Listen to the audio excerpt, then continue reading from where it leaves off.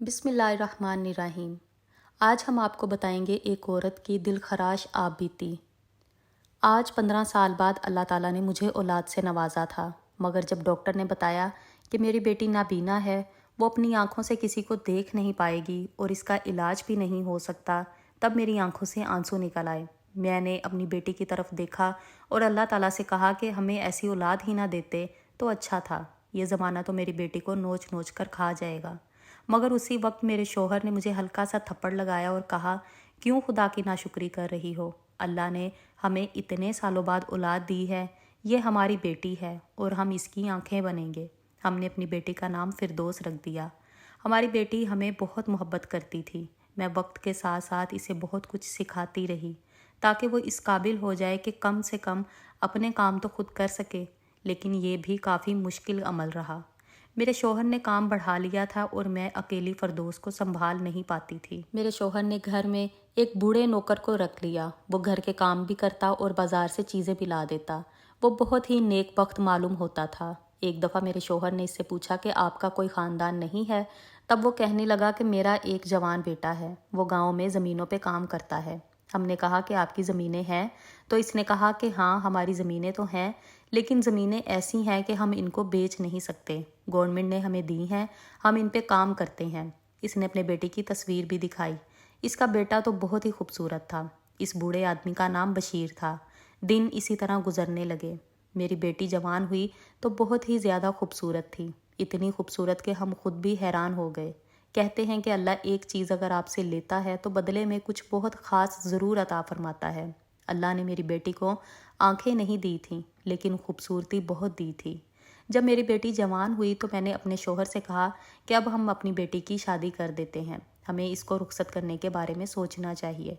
मेरे शौहर ने कहा कि ऐसी बातें करती हो, लोग तो अच्छी भली लड़कियों में नुक्स निकाल देते हैं, ऐसे में हमारी बेटी तो पहले से ही नाबीना है, इससे कौन शादी करेगा? मैंने कहा कि जिसने हमारी बेटी को पैदा किया है, अब आगे भी वही हमारी मदद करेगा। मेरे शौहर ने कहा कि मैं पता करता हूँ। जब मेरे शौहर ने रिश्ते के लिए पता किया तो एक माजूर आदमी का रिश्ता आया। उन्होंने कहा कि एक आदमी है जिससे हमारी बेटी की शादी हो सकती है, लेकिन इसमें कोई ऐब नहीं है, इसके साथ फरदौस की शादी करवा देते हैं, लेकिन इसकी उम्र बहुत ज़्यादा है। मैंने कहा कि नहीं, हम अपनी बेटी की शादी ऐसे आदमी के साथ नहीं करवाएंगे। इसके बाद पता चला कि एक और आदमी है जो माजूर है, वो इससे शादी करने के लिए तैयार है। तब मेरा चेहरा आंसुओं से भीग गया। मैंने कहा कि मेरी बेटी का क्या कसूर है? अगर अल्लाह ताला ने इसे बेनाई की कुव्वत अता नहीं की तो अब इसकी शादी भी ऐसे इंसान से करवा दी जाए जिसके अंदर एक कमी होगी। ये दोनों एक दूसरे को कैसे संभालेंगे? मैं अपनी बेटी के मुस्तकबिल के बारे में सोच रही थी। अल्लाह ने इसके बाद हमें कोई औलाद भी नहीं दी थी। हमने फिर से कोशिश की थी, लेकिन डॉक्टर ने कहा था कि आप कुछ ऐसे पेचीदा मसाइल का शिकार हैं जिनकी वजह से अब आपके यहाँ औलाद नहीं हो सकती। अब पता नहीं मेरी बेटी के नसीब में क्या लिखा था। इसी बात को दिल पर लेकर मेरा शौहर बीमार हो गया, वो बिस्तर पर पड़ गया। अब मुझे इसका भी ख्याल रखना पड़ता और घर को भी देखना पड़ता। एक दिन इस बूढ़े बशीर ने मुझे कहा कि आप अपनी ज़िद छोड़ दें और अपनी बेटी की शादी करवा दें। मैंने कहा मैं किसी भी ऐसे इंसान से इसकी शादी नहीं करवाऊंगी जो खुद भी ऐब का शिकार होगा। मैंने कहा कि दुनिया में अच्छे लोग भी होते हैं जो दूसरों से इनकी कमी के बावजूद शादी कर लेते हैं, और मेरी बेटी के पास कितनी खूबसूरती है, फिर क्यों इसकी शादी नहीं हो सकती? इसने कहा कि बीबी जी, एक ऐसा शख्स है जो आपकी बेटी से शादी कर सकता है। ना तो वो माजूर है और ना ही इसके अंदर कोई कमी है, बस वो गरीब है। मैंने कहा गरीब है तो क्या हुआ, मैं तो अपनी बेटी को सिर्फ एक मुकम्मल इंसान के साथ रुखसत करना चाहती हूँ, बस वो मेरी बेटी से शादी करे और इसको खुश रखे। मैंने पूछा कि कौन है वो? बशीर ने कहा, बीबी जी, आपकी बेटी बहुत ज़्यादा खूबसूरत है, अल्लाह करे ये एक ऐसे घर में जाए जहाँ पर इसको शहजादियों की तरह रखा जाए। मैंने कहा कि जल्दी से बताओ वो कौन है जिसकी तुम बात कर रहे हो? इसने कहा कि मेरा बेटा ज़ुबैर है, अगर आप कहें तो मैं अपने बेटे की शादी आपकी बेटी से कर सकता हूँ। मैंने इसकी तस्वीर पहले ही देखी हुई थी। वो तो बहुत ही खूबसूरत और जवान लड़का था, इसमें कोई कमी नहीं थी। मैंने कहा क्या तुम्हारा बेटा मान जाएगा? इसने कहा मेरा बेटा मेरी हर बात मानता है, मैंने इसे माँ और बाप दोनों बन के पाला है, वो मेरी बात क्यों नहीं मानेगा? बीबी जी, हम लोग गुर्बत और इफलास के हाथों पले भरे हैं। अभी हम लोग यही बात कर रहे थे कि मेरे शौहर की तबीयत एकदम से बहुत ज़्यादा ख़राब हो गई। اور وہ اچانک ہارٹ اٹیک آنے کی وجہ سے اس دنیا سے چلا گیا۔ میرا اور میری بیٹی کا رو رو کر برا حال تھا۔ 4 ماہ ایسے ہی گزر گئے، مگر میں بیٹی کی وجہ سے بہت پریشان تھی۔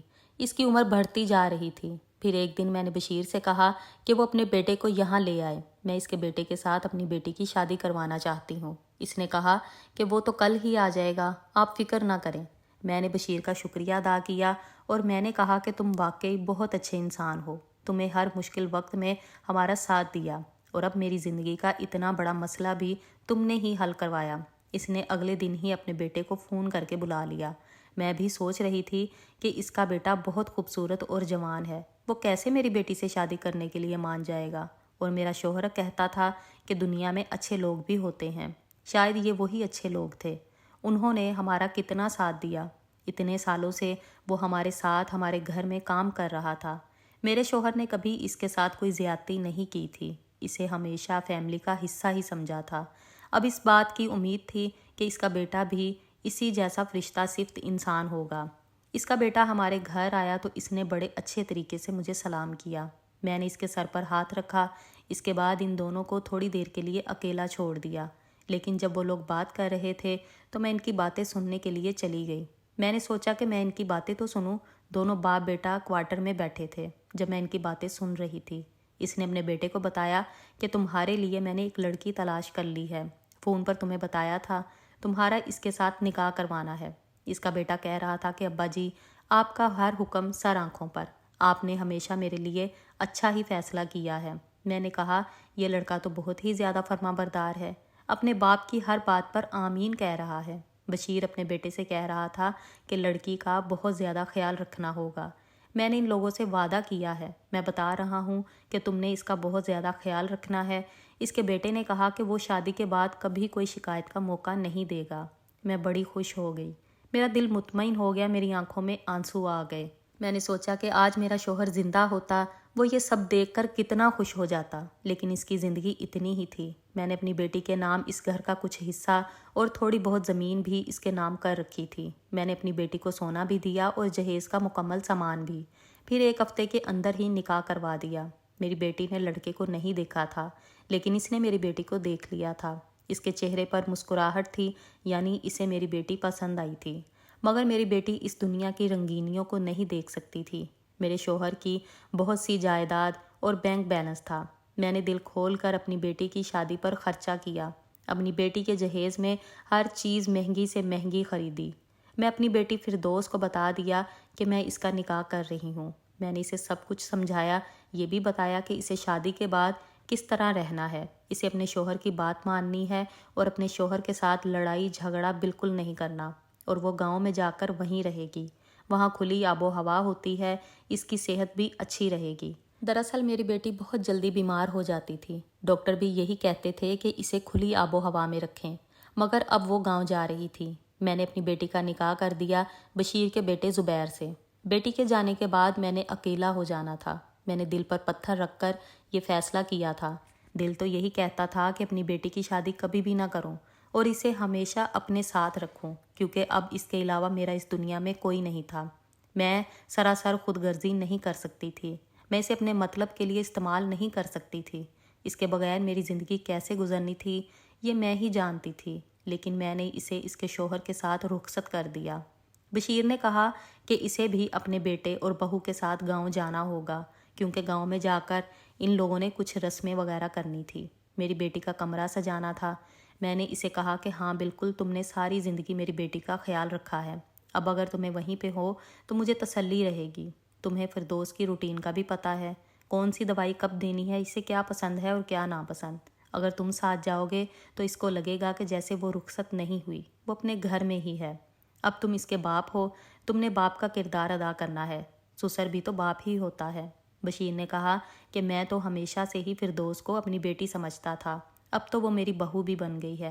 آپ فکر نہیں کریں، ہم دونوں اس کا بہت خیال رکھیں گے۔ میں نے اپنی بیٹی ان کے حوالے کر دی، اسے گلے سے لگایا۔ میں بہت روئی، پر بیٹیاں جتنی بھی پیاری ہوں، ان کو رخصت تو کرنا ہی پڑتا ہے۔ میں نے بھی اسے رخصت کر دیا۔ ان کو جو سامان دینے کا وعدہ کیا تھا وہ سامان بھی دے دیا۔ یہ سارا سامان میں نے اپنی بیٹی کے سکھ کے لیے ہی دیا تھا، تاکہ اسے وہاں پہ کوئی مسئلہ نہ ہو۔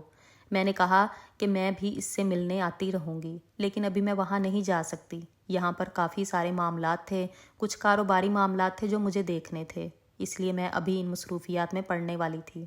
میری بیٹی خوش تھی، دلہن بن کے بہت پیاری لگ رہی تھی۔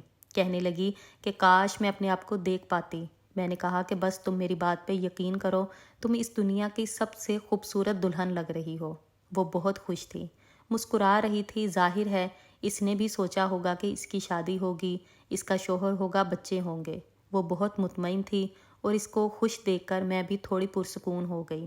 پھر وہ اپنے شوہر کے ساتھ رخصت ہو گئی۔ وہ روزانہ مجھ سے فون پہ بات کرتی، پھر وہ اپنے گھر میں مصروف ہو گئی اور میں اپنے شوہر کا کاروبار دیکھ رہی تھی۔ میرے شوہر نے کچھ قرضے بھی لیے ہوئے تھے، اگر میں ہاتھ پہ ہاتھ رکھ کر بیٹھ جاتی تو وہ قرضے کون ادا کرتا؟ میں اپنے شوہر کا نام بدنام نہیں کروانا چاہتی تھی، ویسے بھی وہ اس دنیا سے جا چکا تھا۔ اس نے کاروبار کو بڑے اچھے طریقے سے سنبھالا تھا اور اب میں بھی لوگوں کو بتانا چاہتی تھی کہ اس نے کسی کو دھوکہ نہیں دیا، جو پیسے جس سے لیے ہیں اس کو واپس ملیں گے اور کاروبار اسی طرح چلتا رہے گا، کسی کا کوئی نقصان نہیں ہوگا۔ بیٹی سے فون پہ بات کر کے میرا دل خوش ہو جاتا، لیکن ایک دن صبح فجر کی نماز کے وقت میں نے ایک عجیب سا خواب دیکھا۔ پتہ نہیں کیوں اس خواب کو دیکھنے کے بعد میں بہت ہی زیادہ پریشان ہو گئی۔ میں نے جو خواب دیکھا وہ کچھ اس طرح کا تھا کہ میں نے دیکھا ایک گندا سا پرانا سا کھنڈر نما علاقہ ہے، جیسے کسی جنگل میں ہو۔ وہاں ایک ٹوٹا پھوٹا خیمہ ہے، اس کے اندر ایک چٹائی پڑی ہوئی ہے اور اس پہ میری بیٹی برہنہ حالت میں بیٹھی ہے۔ اس کے کپڑے پھٹے ہوئے ہیں اور وہ بری طرح سے رو رہی ہے اور مجھے مدد کے لیے بار بار پکار رہی ہے۔ تھوڑی دیر کے بعد اس ویرانے میں گہرا اندھیرا ہو جاتا ہے اور ہر طرف سے جنگلی جانوروں کی آوازیں آنا شروع ہو جاتی ہیں۔ میں خیمہ کے قریب جانے کی کوشش کرتی ہوں، لیکن تیز طوفانی ہوائیں مجھے پیچھے دھکیل دیتی ہیں۔ خیمے کے اندر سے میری بیٹی کی چلانے کی آوازیں آنے لگتی ہیں۔ وہ بری طرح سے چلا رہی ہوتی ہے جیسے وہ بہت تکلیف میں ہے۔ میں اس خواب سے ایسے جاگی جیسے کوئی ڈوبتے ڈوبتے اچانک پانی کی سطح پر آ جاتا ہے۔ میرا دل بری طرح سے دھڑک رہا تھا، مجھے پسینے آ رہے تھے، میرا گلا خشک ہو چکا تھا۔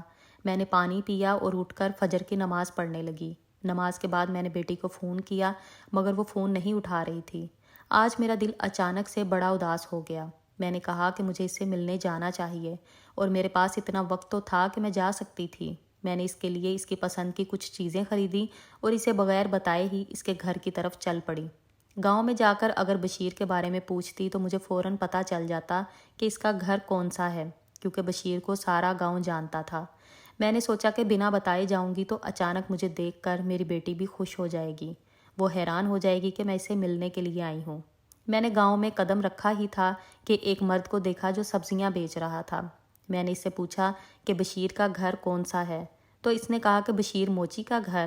میں نے کہا کہ ہاں، دراصل وہ ذات کا موچی تھا، اکثر گاؤں کے لوگ اسی طرح کی باتیں کرتے ہیں۔ اس نے مجھے پتہ بتا دیا۔ اس نے کہا کہ آپ اس کے گھر جا رہی ہیں؟ میں نے کہا ہاں۔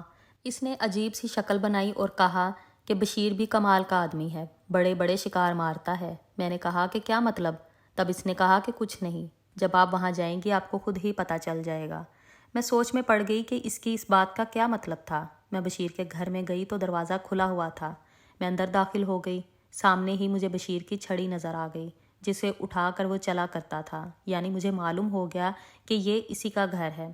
میں نے دیکھا آس پاس بڑی خاموشی تھی۔ میں آگے بڑھ گئی۔ گھر کے صحن میں کوئی نہیں تھا۔ مجھے ایک کمرہ نظر آیا جو نیا بنا ہوا تھا۔ میں نے سوچا کہ شاید اسی میں میری بیٹی ہوگی۔ وہاں پر بھی وہ سارا سامان پڑا تھا جو میں نے اپنی بیٹی کو دیا تھا، لیکن میری بیٹی وہاں نہیں تھی۔ پھر میں نے دوسرے کمرے میں بھی دیکھا، لیکن وہاں پر بھی وہ نہیں تھی۔ ایک طرف ایک کچا سا کمرہ بنا ہوا تھا جس کی مٹی کی دیواریں تھیں اور چھت بھی بہت بوسیدہ تھی۔ میں اس کمرے میں داخل ہوئی تو سامنے کا منظر دیکھ کر حیران رہ گئی۔ میری بیٹی وہیں پر موجود تھی، لیکن وہ نیم برہنہ تھی اور بہت رو رہی تھی۔ میں یہ سب دیکھ کر برداشت نہ کر سکی۔ میں نے بری طرح سے چیخنا چلانا شروع کر دیا۔ میں نے اپنی بیٹی کو چادر سے لپیٹا اور گلے سے لگا لیا۔ میری بیٹی نے بری طرح سے چلانا شروع کر دیا، لیکن جب میں نے اسے بتایا کہ میں اس کی ماں ہوں، اس نے میری آواز پہچان لی۔ تب وہ میری باہوں میں پگھل سی گئی اور بری طرح سے رونے لگی۔ اس نے کہا کہ امی، میں نے ایسا کون سا گناہ کیا تھا جو آپ نے مجھے یہاں بھیج دیا؟ مجھے یہاں سے لے جائیں۔ میں سارا معاملہ سمجھ گئی تھی۔ میرا وجود کانپ رہا تھا۔ اس گھر میں نہ بشیر تھا اور نہ اس کا بیٹا تھا۔ اسی وقت اچانک ایک آدمی کمرے میں میری بیٹی کی جانب بڑھ رہا تھا اور جب اس نے مجھے دیکھا تو وہاں سے بھاگ گیا۔ میری بیٹی نے روتے ہوئے مجھے سب کچھ بتا دیا۔ میری روح کانپنے لگی۔ یہ میری بیٹی کے ساتھ کیا ہو رہا تھا؟ میں وہیں پر چھپ گئی۔ میں نے اپنی بیٹی کو کہا کہ وہ کسی کو کچھ نہ بتائے کہ میں یہاں پر موجود ہوں۔ تھوڑی دیر کے بعد بشیر کمرے میں آیا۔ اس نے کہا کہ کیا کیا ہے تو نے؟ وہ گاہک ڈر کر بھاگ گیا ہے۔ میں نے پہلے بھی تجھے کہا تھا کہ کوئی الٹی سیدھی حرکت نہ کرنا۔ آنکھیں تو تیرے پاس ویسے بھی نہیں ہیں، اپنا منہ بھی بند کر، تیری زبان کاٹ دوں گا نہیں تو۔ میں نے ایک ڈنڈا ہاتھ میں اٹھا رکھا تھا۔ میں نے دروازے کے پیچھے سے نکلی اور میں نے بشیر کے سر میں وہ ڈنڈا دے مارا۔ میں نے سوچا بھی نہیں تھا کہ میں اس بزرگ کے ساتھ کسی دن ایسا سلوک کروں گی۔ میں نے کہا کہ تم یہاں پر میری بیٹی کو بیچ رہے ہو، تم فردوس کو بیٹی بنا کر لائے تھے۔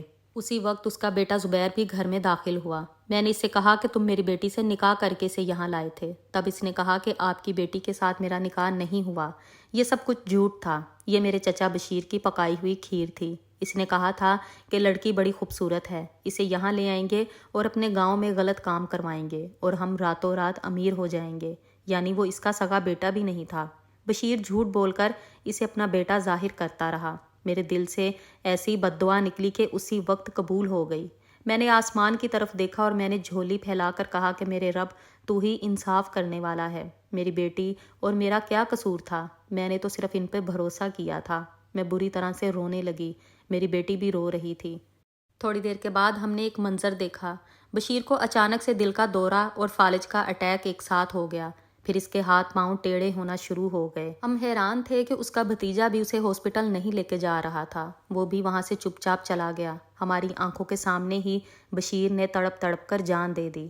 وہ مدد مانگتا رہا لیکن ہم تو اس کی مدد کرنے کے حق میں بالکل بھی نہیں تھے۔ زبیر نے بھی اس کی مدد نہیں کی۔ اس نے کہا کہ میں تو اس کے بہت خلاف تھا۔ میں نے کہا کہ پھر تم بشیر کے ساتھ مل کر میری بیٹی کی عزت کیوں نالام کرتے رہے؟ اس نے کہا کہ میں بھی مجبور تھا، کیا کرتا، گھر کا نظام اچھا چل رہا تھا، میری بیوہ ماں کا علاج ہو رہا تھا، بہنوں کے لیے جہیز بھی بن رہا تھا، مجھے بغیر محنت اتنا سب کچھ مل رہا تھا، میں کیسے انکار کر سکتا تھا؟ میں نے اسی وقت پولیس کو بلوا کر زبیر کو پولیس کے حوالے کر دیا اور بشیر تو کب کا مر چکا تھا۔ میرے اللہ نے میرا انصاف کر دیا۔ میں نے وہ سارا سامان وہیں پہ چھوڑ دیا اور مجھے میری بیٹی واپس مل گئی، یہی کافی تھا۔ میں نے اپنی بیٹی کو ساتھ لیا اور واپس آ گئی شہر۔ میں نے آ کر اپنی بیٹی کا علاج کروایا اور اب وہ بالکل ٹھیک ہے۔ بس اس دنیا میں ہر کوئی اپنے بارے میں سوچتا ہے، کوئی کسی کے بارے میں نہیں سوچتا۔ اللہ تعالیٰ نے ہمارا انصاف کر دیا تھا۔ ہمارا مجرم ہماری آنکھوں کے سامنے اس دنیا سے چلا گیا۔ اللہ نے اسے اپنے پاس بلا لیا اور ابھی آخرت میں بھی اس نے حساب دینا تھا، کیونکہ اس نے بہت برا کیا تھا۔ میں نے اپنی بیٹی کو کہا کہ وہ سب کچھ بھول جائے، لیکن یہ سب اتنا آسان نہیں تھا۔ بشیر نے میری نابینا بیٹی کا غلط استعمال کیا، جس کا حساب اسے قیامت کے دن دینا ہوگا۔ آخر میں بس اتنا کہوں گی کہ اللہ تعالیٰ ہر بنت ہوا کو ایسے وحشی درندوں سے اپنے امان میں رکھے، آمین۔